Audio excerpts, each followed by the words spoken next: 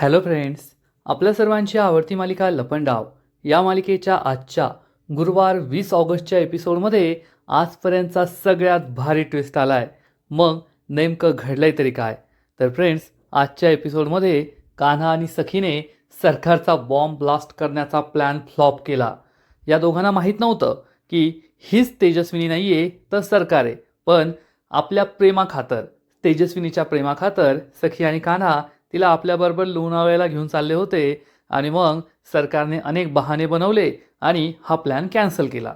पण कान्हाने चक्क सरकारच्या माणसाला गाडीतून बॉम्ब काढताना पाहिलं. कान्हाने याला पकडण्याचा प्रयत्न केला पण तो पळून गेला. पण मग कान्हाच्या लक्षात आलं की ही मनस्विनी आहे, तेजस्विनी नाहीये. त्यानंतर आणि अपर्णाने सुद्धा कान्हाला सांगितलं की हो, घरात जी आहे ती तेजस्विनी नाहीये, ती मनस्विनी आहे. मग हे सगळं नेमकं घडलं तरी कसं, हे जाणून घेण्यासाठी हा व्हिडिओ शेवटपर्यंत नक्की पहा. फ्रेंड्स, आजच्या एपिसोडच्या सुरुवातीलाच सखी आणि कान्हा हे दोघे लोणावळ्याला हनीमूनला जाण्यासाठी मस्त रेडी होऊन खाली उतरतात.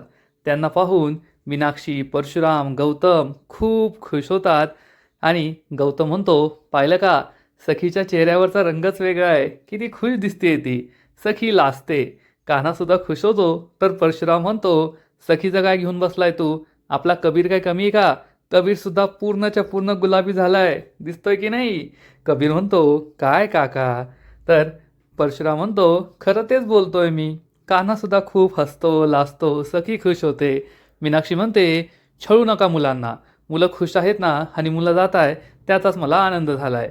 आणि तेवढ्यात सरकार तेथे या दोघांसाठी दही आणि साखर घेऊन येते. सरकार या दोघांच्या हातावर दही साखर देते. हे दोघे दही साखर खातात आणि सरकार चक्क यांना असं काहीतरी बोलते ज्यामुळे सगळ्यांना जबर धक्का बसतो.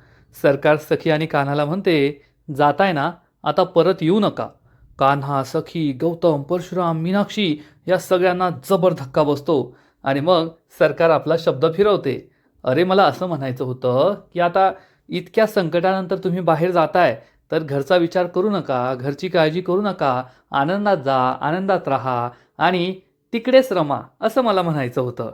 कोणाला हे बोलणं पटत नाही, पण सगळे आता तेजस्विनीच आहे म्हणून हो हो म्हणतात. आणि सखीला तेजस्विनी म्हणते, सखी बाळा, खरंच तुम्ही दोघे इतक्या प्रयत्नानंतर एकत्र आला आहात. देवाने, साईबाबाने तुमची जोडी इतकी छान बनवली आहे. आता नेहमी एकत्र राहा, आनंदात राहा. सखी आणि कान्हा खूप खुश होतात आणि मग सखी चक्क तेजस्विनीच्या हातातील, सरकारच्या हातातील दहीची वाटी मीनाक्षीकडे देते आणि तिचा हात पकडते. सरकारला काही कळतच नाही. सखी म्हणते, चल आई. सरकारला काही विचारायची सोय पण नसते. तिला असं वाटतं की बाहेर काही गाडीसमोर नारळ वगैरे फोडायला नेत असतील, बाय बाय करायला नेत असतील. आणि सखी म्हणते, आई चल. सरकार विचारते, मी? तेजस्विनीला सखी म्हणते, हो तू चल. आणि सखी आणि कान्हा चक्क सरकारला घेऊन घराबाहेर येतात, जेथे ती गाडी लावली आहे ज्या गाडीमध्ये सरकारने बॉम्ब लावलाय. आणि गाडीची गिअर स्टिक ओढताच होणार बॉम्बस्फोट आणि सखी आणि कान्हा जाणार ढगात. तेजस्विनीला घेऊन सखी चक्क या गाडीजवळ पोहोचते. कान्हा हा मागे डिक्कीमध्ये बॅग ठेवत असतो आणि सखी सरकारला गाडीत बसवत असते. गाडीचा दरवाजा उघडते. सरकारची हिंमतच होत नाही विचारायची, का मी कशाला गाडीत बसू? तुमचा हनीमून आहे, तुम्ही चालले, मी कशाला गाडीत बसू? आणि सखी तिला अक्षरशः गाडीत जबरदस्तीने बसवते आणि मग स्वतःसुद्धा पुढच्या सीटवर येऊन बसते. कान्हासुद्धा आपल्या ड्रायव्हिंग सीटवर येऊन बसतो आणि हे दोघे मस्त सीट बेल्ट घालतात. गाडीच्या खाली बॉम्ब सुरू असतो. गिअर स्टिक ओढली, हे तिघे गेले ढगात. सरकारला काही कळतच नाही, मला कशाला गाडीत बसवलंय. हे दोघे तर काही बोलतच नसतात. आणि मग सरकार या दोघांना विचारते, सखी, कान्हा, मला कशाला गाडीत बसवलंय?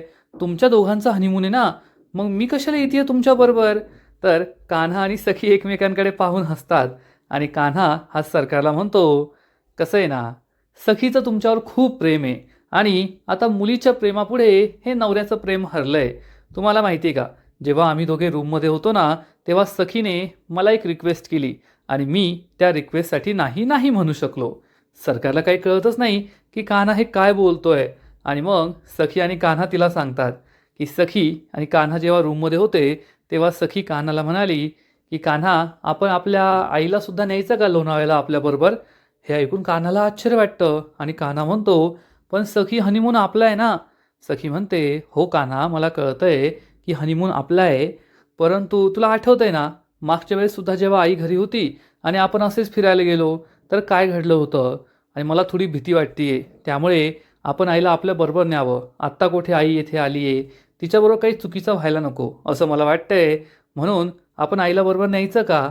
आणि तू नको काळजी करूस, तेथे आपण एन्जॉय करूया. आईचा काही प्रॉब्लेम होणार नाही, पण प्लीज आईला येऊ दे ना, माझ्यासाठी मी तुला रिक्वेस्ट करतीये. कान्हा हसतो आणि म्हणतो, एवढं एक्सप्लेन करायची गरज नाही आहे, मला तुझी काळजी कळतीये, येऊ दे. आईला आपल्यावर येऊ दे, मला काही प्रॉब्लेम नाही आहे. आणि हो, आई आपल्यावर आल्यावर आपण उलट जास्त एन्जॉय करूया आणि त्यांचंही मन रमेल. इतके दिवस त्या कुठे होत्या, कशा राहत होत्या, चांगल्या ठिकाणी जातील, फिरतील तर त्यांनाही बरं वाटेल. हे ऐकून सखी खूप खुश होते आणि आय लव्ह यू कमीर म्हणून कान्हाला घट्ट मिठी मारते. कान्हासुद्धा खुश होतो. सखी खुश तर कान्हा खुश. म्हणजे या दोघांना काही माहीत नाही आहे की आपल्या घरात जी आहे ती तेजस्विनी नाही, मनस्विनी आहे. फक्त एकमेकांच्या प्रेमाखातर त्यांनी यासाठी हो म्हटलेलं असतं आणि दोघे भलतेच खुश असतात. सखी आणि कान्हा गाडीत बसलेल्या सरकारला हा सगळा प्रकार सांगतात आणि सरकार जागची हादरूनच जाते. कान्हा म्हणतो, आता बायकोने नवऱ्याकडे एवढ्या प्रेमाने काही मागितल्यावर नवऱ्याची काय बिशाद नाही म्हणायची. सखी स्माईल करते, पण इकडे सरकार मात्र डॅम, दोघे मूर्ख आहेत का? स्वतःच्या हनीमूनला कुणी स्वतःच्या आईला सासूला घेऊन जातं का? मूर्ख कुठले. अडकले मी या गाडीमध्ये, आता यांच्याबरोबर माझ्या पण चिंधड्या चिंधड्या होणार. आणि तेवढ्यात सखी विचारते, काय गाई, कसला एवढा विचार करतीयेस, येतेस ना आमच्याबरोबर? सरकार म्हणते, हो येते ना, चला जाऊया. कान्हा सीट बेल्ट घालतो आणि गाडी सुरू करून तो गिअर दाबणार, गिअर स्टिक ओढणार. सरकार खूप घाबरते, कारण तिला माहिती आहे गिअर स्टिक ओढली की मग झाला गाडीचा बॉम्बस्फोट. त्यामुळे कान्हा हा सखीला विचारतो, चल सखी निघायचं ना? आणि कान्हा गिअर स्टिक ओढणार. इतक्यात तेजस्विनी सरकार त्यांना थांबवते आणि म्हणते, सखी ऐक ना, हा तुमचा हनीमून आहे, मग मी कशाला येऊ तुमच्याबरोबर? अगं बरं नाही दिसत ते, आईला कुणी हनीमूनला बरोबर नेतं का? सखी तेजस्विनीला सरकारला समजावून सांगते, आई तू का अशी ऑकवर्ड होतीयेस? आणि आम्हाला दोघांना काही प्रॉब्लेम नाही आहे, मग लोकांचा विचार कशाला करायचा? येतो आमच्याबरोबर, काही होत नाही. पण सरकार म्हणते, अगं पण नाही बरं दिसत असं, हा तुमचा टाईम आहे, तुम्हाला इतक्या दिवसानंतर पर्सनल टाईम मिळाला आहे, मी टाईम मिळाला आहे, त्यात मी तुमच्याबरोबर येणं चुकीचं आहे. सखी ही कान्हाला म्हणते, कान्हा आई काही ऐकणार नाही आहे, तू चल आपण आहे ना गाडीत गप्पा मारूया पुढच्या. कान्हा म्हणतो ठीक आहे. मग कान्हा गाडी सुरू करून गिअर स्टिक ओढणार. इतक्यात सरकार त्याला पुन्हा एकदा थांबवते आणि म्हणते, अरे पण मला कपडे कपडे नाही आहेत ना माझे, कपड्यांचं काय करायचं? या एका साडीवर मी तेथे येऊ का? सखी आणि कान्हा एकमेकांकडे पाहून स्माईल करतात. सरकारला काही कळतच नाही. सरकार विचारते, काय झालं? मी जाऊन कपडे आणते ना. तर कान्हा सांगतो, तुमच्या मुलीचं तुमच्यावर एवढं प्रेम आहे ना की जेव्हा तुम्ही ते काय दही साखर घ्यायला गेल्या तेव्हा त्यांनी तुमच्या सगळ्या साड्या कपडे वगैरे आमच्या बॅगमध्येच भरले आहेत, तुम्हाला कपडे वगैरे घ्यायची गरज नाही आहे, टेन्शन घेऊ नका. सखी म्हणते, आणि ब्युटी प्रोडक्टचं म्हणशील तर मी माझे ब्युटी प्रोडक्ट्स तुझ्याबरोबर शेअर करेल, तू त्याची काळजी घेऊ नको. आता काही घ्यायची गरज नाही आहे, काही कमी पडलं तर तेथे सुद्धा घेऊ शकतो आपण. चल कान्हा, खूप उशीर झाला आहे, आपण जाऊया. कान्हा गिअर स्टिक ओढणार. इकडे बॉम्बची टिक टिक टिक टिक सुरू असते. सरकार खूप घाबरते, आता थोड्या क्षणात आपला जीव जाणार असं तिला वाटत असतं. आणि सरकारकडे आता बहाणेसुद्धा संपलेले असतात. सरकार काय बोलावं काय नाही, याला कसं थांबवावं याचाच विचार करत असते. ही गाडी पार्किंगमध्ये उभी असते, बॉम्ब गाडी खाली लावलेला असतो आणि कान्हा गाडी सुरू करणार, गिअर स्टिक ओढणार. इतक्यात सखी म्हणते, कान्हा थांब थांब थांब, एक काम करशील का? आता आपण एवढ्या दिवसानंतर बाहेर निघालो आहे, एवढ्या संकटातून बाहेर आलो आहे, तर हे घे नारळ, हे नारळ फोड आणि मग आपण निघूया. कान्हा म्हणतो, आता हे काय विचारणं झालं का? बायकोचा आदेश सर्वतोपरी, असं म्हणून कान्हा सरकारकडे पाहून हसतो. सरकार खोटी खोटी स्माईल करते. कान्हा गाडीच्या खाली उतरतो आणि मग गाडीसमोर हे नारळ वळवून नारळ फोडण्याचा विचार करत असतो. सखी हे पाहत असते तर सरकार विचार करते, माझाच प्लॅन माझ्यावर उलटवला यांनी. आता मी यांना मारायला निघाले होते आणि हे मलाच मारायला निघालेत. तिघे एकत्र ढगात जाऊ, काहीतरी करावं लागेल, काय करू हाच विचार सरकार करत असते. तेवढ्या सखी मिररमध्ये पाहते आणि तिला दिसतं की माझ्या आईला तर खूप घाम आलाय, ती घामाघूम झालीये आणि घाम पुसतीये. सखी विचारते, आई काय झालं, किती घाम आलाय तुला, तुला गरम होतंय का, थांब मी AC लावते. सरकार म्हणते, नाही नाही नको नको, काही गरज नाहीये, मला बरं वाटतंय. आणि इकडे कान्हा श्रीफळ फोडतो, नारळ फोडतो आणि मग गाडीमध्ये येऊन बसतो आणि म्हणतो चला, नारळसुद्धा फोडून झालं आणि तो या दोघींना प्रसाद देतो. सरकारच्या हातात प्रसाद ठेवत असतो, पण तिच्या हाताकडे पाहून तो काही क्षण थांबतो, जसं काय त्याला काहीतरी संशय आलाय.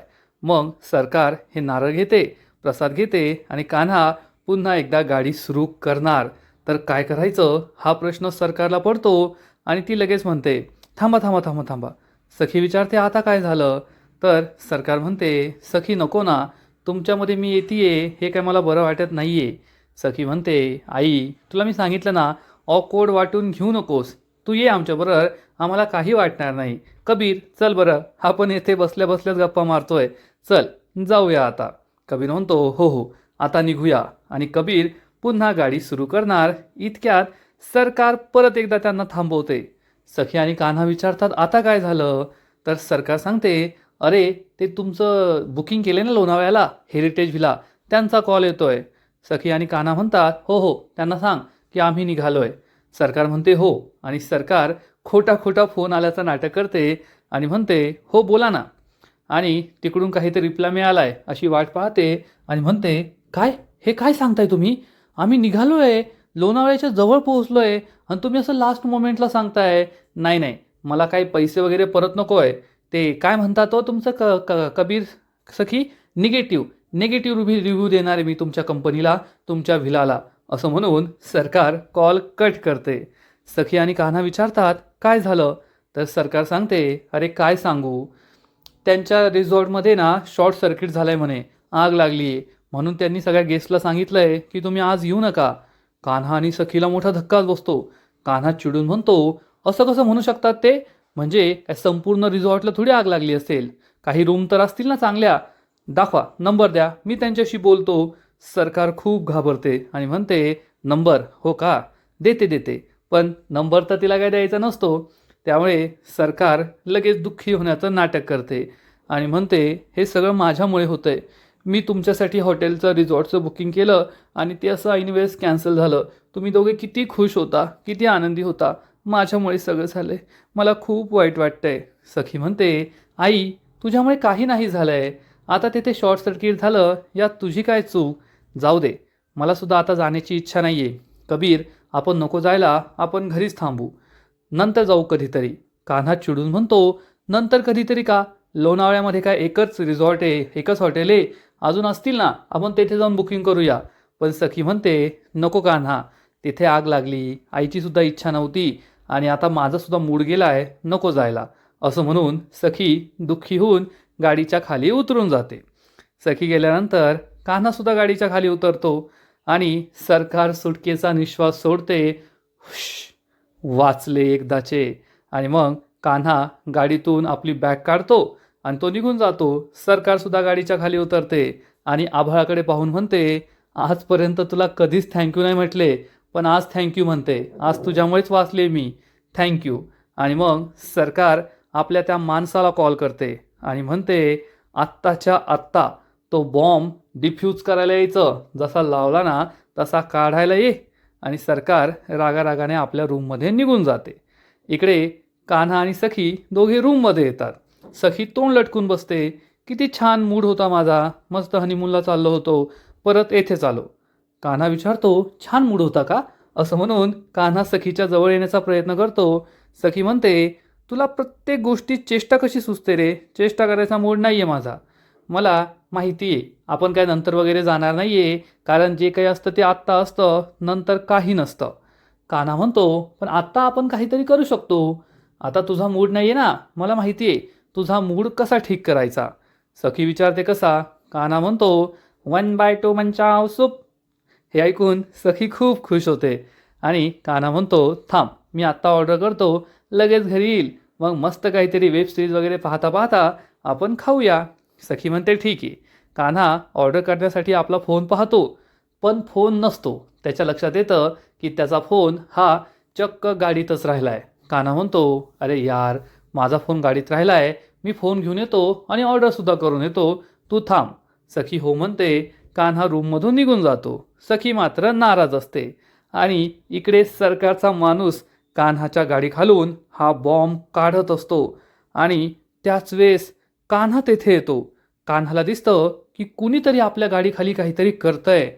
कान्हा हा थोड्या वेळ शांत बसतो. आणि हा माणूस जेव्हा गाडीच्या बाहेर येतो तेव्हा कान्हा विचारतो, ए कोण आहेस तू, काय करत होता गाडीखाली? आणि हा माणूस खूप घाबरतो. कान्हाला दिसतं की त्याच्या हातामध्ये बॉम्ब आहे. आणि कान्हा त्याच्या अंगावर धावून जातो, त्याची गचंडी पकडतो आणि विचारतो, सांग खरं खरं, कुणी पाठवलंय तुला, कुणी हे करायला सांगितलंय?